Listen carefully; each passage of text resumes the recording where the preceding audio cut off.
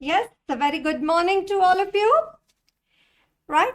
So, what were we studying yesterday? What did we start discussing yesterday? Right? The SA 700 series, right? Wherein we started with our discussion on SA 700. And what was the title of SA 700? Forming an opinion and reporting on the financial statements. So, part one of the standard says that auditor, first you form an opinion. Now, in order to form an opinion, the auditor needs to check whether the overall objectives of SA 200, that is, that reasonable assurance that financial statements are free from material misstatement, whether that overall objective of SA 200 has been achieved or not. For that auditor, you need to check which is the AFRF. Is it a compliance framework or is it a fair presentation framework? Why? Because if it is a compliance framework, we will express an opinion saying prepared. And if it's a fair presentation framework, we will express an opinion saying the true and fair view. Right? For a compliance framework, we need to check for the 6 points. Right? So these are the financial statements prepared as per the compliance framework. I have to give a report saying prepared. What all should I check in these financial statements? Right? One, whether all the accounting policies which have been used by the management in the preparation of these financial statements, have they been adequately disclosed? Right? Then what does it say? Whether these accounting policies, are they consistent with the AFRF? Third, whether the accounting estimates which have been made by the management in the preparation of these financial statements, are they reasonable? Then, whether the information which has been given in these financial statements, is it? Yes, is it? RRCU. Is it relevant? Is it reliable? Is it comparable? And is it understandable? Then, whether the effect of material transactions and events, is it adequately disclosed? And the terminology used in the preparation of financial statements, including the title of each financial statement, is it appropriate? Right? So that is what you need to check for a compliance framework. For a fair presentation framework, will you check for these 6 points? Yes, we will check for these 6 points. But in addition to that, 2 more points. What was the first point? Yes, SPC, the overall structure, presentation, content. And then what does it say? The underlying transactions and events achieve a fair presentation. Right? Fair presentation. Then we said that auditor, when you're forming an opinion, don't only consider the quantitative aspects. You also need to consider the qualitative aspects of the entity's accounting practices, including any possible management bias in the management judgment. Like you see, this management, they are, they need to make a lot of judgment while preparing the financial statements. Even 260 says that you need to consider the qualitative aspects and communicate to TCWG. So what does it say? The management might be doing a selective correction of the misstatements, or some deficiencies individually not material but combination all put together could be significant. Or while calculating the accounting estimates, there could be the possible management bias. What is management bias? That means management is not neutral. Either they are in favor or they are against, right? They are not neutral, right? They are not showing the true financial position of the company, right? So just if there is a management bias, that does not mean that there is a misstatement. It only says that now there is a higher chance of a misstatement. Okay. And then after that, auditor, you can decide whether you have to issue an unmodified opinion or the modified opinion. Unmodified opinion, stay in SA 700. Modified opinion, you have to follow 700 and the 705. Right. Then after that, we came to the contents of the audit report. What was the first content of the audit report? Signature. Wasn't that? Okay, audit report first I should sign? No? Okay. Then what is the first one? Title. Okay, that's great. Right. What is the title of the report? RRR? No? It is independent auditor's report. It is not RRR, it is IAR, right? The independent auditor's report. Then the addressee to the members of ABC Company Limited or to the board of directors also. Then after that, you have the opinion. In the opinion, you have the Introduction. In the introduction, we have the 5 points. Name of entity, fact that an audit is being conducted, title of each financial statement, notes, and the date or period covered. Right? So what we write, we have audited the accompanying financial statements. And then we express our opinion. What do we say? That in our opinion and to the best of our information and according to the explanations given to us, the financial statements give, what do they give? Two things. One, they give the information required by the act in the manner so required. And second, they give a true and fair view of the state of affairs, results, cash flows, changes in equity as for the year ended on that date. Right? So that is the opinion. Then after the opinion, you have the basis for report. Is it basis for report? No, it is the basis for opinion paragraph. What we write in the basis for opinion paragraph? What do we write in basis for opinion paragraph? Yes, the SRES. We have conducted our audit in accordance with the standards on auditing. Then you make a reference to that section of the audit report where the responsibilities of the auditor have been given. Then you say that we comply with the code of ethics and the ethical requirements, including the independence, and we believe. You're like, ma'am, I believe this. What do you believe? We believe that the audit evidence that we have obtained in the audit is sufficient and appropriate to provide a basis for our audit opinion. Right? So that was title, addressee, opinion, and then the basis for opinion. Then we had two visiting paragraphs, which are like not sure. They might come, they may not come. Right? What are those over there? Yes, the MUGC and the CAM. MUGC, material uncertainty related to the going concern, SA 570. So as per 570, we need to check for the appropriateness. You remember appropriateness, the uchitness, है ना, कि उचित है या नहीं, the appropriateness, के बराबर है क्या नहीं, कि really does this company has a foreseeable future. Right? So appropriateness of the management's use of the going concern assumption in the preparation of the financial statements, and whether any material uncertainty. You say, ma'am, it is very uncertain, we don't know. Right? Material uncertainty exists. That means there is a significant doubt about the entity's ability to continue as a going concern. Right? So what we said, if going concern assumption is appropriate, no special paragraph required. If going concern assumption is inappropriate, then you have to issue an inappropriate. गलत है, तुम हो ही नहीं go concern. How you are saying we are a going concern? Right? So in that case, auditor, you will have to issue an adverse opinion, and going concern assumption is appropriate, but a material uncertainty exists, but the adequate disclosures have been made by the management. In that case, unmodified opinion with the MUGC, material uncertainty related to going concern. Right? There is a material uncertainty and adequate disclosures are not made. Then auditor, qualified or adverse opinion. And last one, management is unwilling to do the assessment of the going concern. Then you need to consider the implications on the audit report. Right? So that was regarding the SA 570 over there, the MUGC, right? The material uncertainty related to going concern, right? Then key audit matters, we are yet to see them in SA 701. But what did we say? Listed entities, you have to. Others, if required by law or voluntarily, if they decide, then they have to follow the requirements of SA 701. Right, then after this, what you say, MUGC and key audit matter, we have the other information of 720, right, which we'll see at the time of 720. Then we came to the management's responsibility. Okay, financial statements and internal controls, it is the responsibility of the management, right? It is the responsibility of the management. We also refer to section 134 subsection 5, which is regarding the director's responsibility statement. Right, then after that, we came to the is auditor's responsibility. What is auditor's responsibility? To obtain reasonable assurance. And then what auditor very clearly says, that reasonable assurance is the high level of assurance, but it is not a guarantee.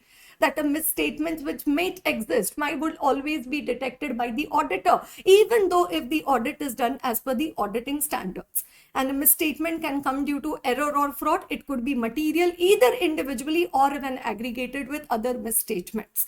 Right? So clearly he's writing, okay, I am giving only a reasonable assurance. That is my responsibility. And then, right, reasonable assurance is the high level, but it is not a guarantee. Not a guarantee. He's using these words in the audit report. Right. Then it says after that, you need to write some additional points in the audit report, in the auditor's responsibility paragraph, which you can write in the main report itself, or you can write it as an appendix to the report, or you can give a link to the website where it has been put. Right, as per the laws regulation. Right, so what are those points over there? Professional skepticism, professional judgment. We identify and assess the RMM. Then we understand the internal controls. Then we also check for accounting policies and estimates. We also check for the going concern. Then we also check the SPC, structure, presentation, content. And we also communicate matters of governance interest to TCWG. Right, so that was the auditor's responsibility. Then after auditor's responsibilities, you have the other reporting responsibilities. Other reporting responsibilities 143.3 and 143.11. 143.11 is your CARO, which you report as an annexure to the audit report.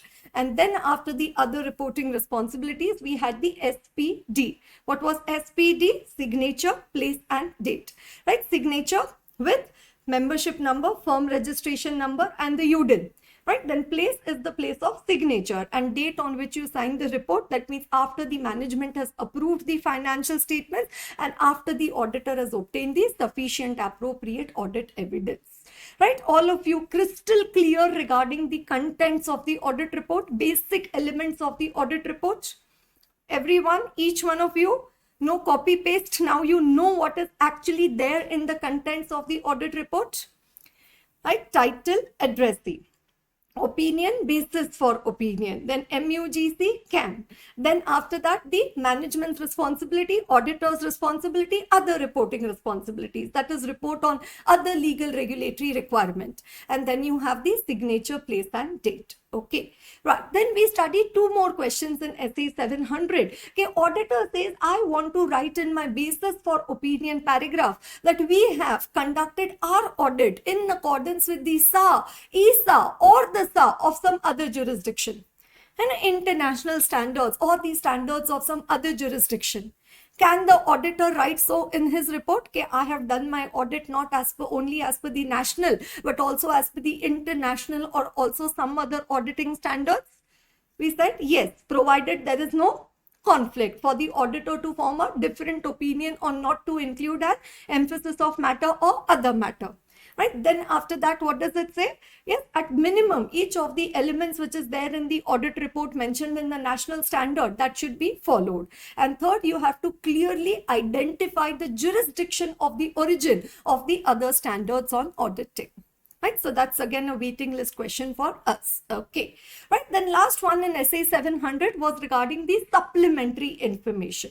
Right, so supplementary, which is given along with the financial statements, but it is not the financial statements, it is the supplementary. Right, so what is the first thing which you need to check for the supplementary information? What is the first thing you need to check? Whether the supplementary information, one, whether it is given. If it is given, then whether it is an integral part of the financial statements. If it is an integral part, then cover it in your auditor's opinion. It is not an integral part, then now you check whether it has been clearly differentiated, unaudited. Right, if it has been clearly differentiated, wonderful. If not, then you ask management to differentiate. If management refuses, then you mention about it in the audit report.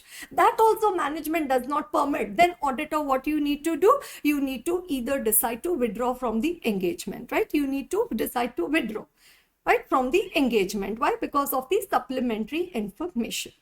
Right, so that was regarding our SA 700. Then after that, we came to a very, very important auditing standard, SA 705. What was the title of 705? Yes, modifications to the opinion in the independent auditor's report. Right, and modification. What are the two reasons for modification of opinion? One, the financial statements are not free from material misstatement. That means there is a material misstatement. And second, there is a limitation on scope, because of which the auditor is unable to obtain the sufficient appropriate audit evidence. And for these two reasons, we need to check for the pervasiveness, that whether it is material but not pervasive, or whether it is material and pervasive. Right? And then we said material misstatement, material but not pervasive, qualified opinion, true and fair, except for, right, the effect of the matters described in the basis for qualified opinion paragraph. Right? Then what did we have? Material misstatement, material and pervasive. Then adverse opinion. Yes, what do we say? Financial statements do not give a true and fair view because of the matters described in the basis for adverse opinion paragraph. Right? Then limitation on scope, unable to obtain the evidence, material but not pervasive, again qualified. Right? So whenever it is but not pervasive, it is always reservation, qualification. Right? So what we say, true and fair, except for the possible effect of, right, the matters described in the basis for qualified opinion paragraph, and unable to obtain evidence, material and pervasive, disclaimer of opinion. Right? We are not in a position and we do not express an opinion. Right? We do not express an opinion. Right? So basically there are the three types of modified opinion: qualified opinion, adverse opinion, and the disclaimer of opinion. Right? So qualified opinion 1121. Right? Then adverse opinion 1-2, and disclaimer of opinion 2-2. Okay. And then we saw what changes are to be made to the contents of the audit report in case of the qualified, adverse, and the disclaimer. Right? So even in these three cases, there will be a title, that is independent auditor's report. Then you have the addressee, to the members of ABC Company Limited. Then opinion. But now in case of qualified, adverse, disclaimer, opinion paragraph heading will change to qualified opinion, adverse opinion, disclaimer of opinion. Then you have the introduction, wherein you write we have audited, and disclaimer, we were engaged to audit, right, the accompanying financial statements. And then you express your opinion, okay, true and fair except for the matters described in the BQO, not true and fair because of the matters described in the BAO, and unable to obtain the evidence, right, and we are not in a position to express an opinion, do not express an opinion because of the matters given in the BDO. Right, the basis for disclaimer of opinion paragraph. Right, the next paragraph we have is the basis for opinion paragraph, in which you have the SRES. Right, then basis for qualified opinion, basis for adverse opinion, and basis for disclaimer of opinion. Now in this basis for modified opinion, what is the first thing that I will write? Right, I will write down the matters. Exactly, I will write down the matters which gave rise to the modification. Okay, why are you issuing qualified? Why are you issuing adverse? Why are you issuing the disclaimer of opinion? Then for qualified opinion, after the matters, SRES, but last S you will say qualified opinion. Adverse opinion, matters, basis for adverse opinion, matters, then SRES, but that S will be adverse opinion. And in case of disclaimer of opinion, basis for disclaimer of opinion paragraph, you will only write down the matters. Right? Only write down the matters, no writing the SRES over there.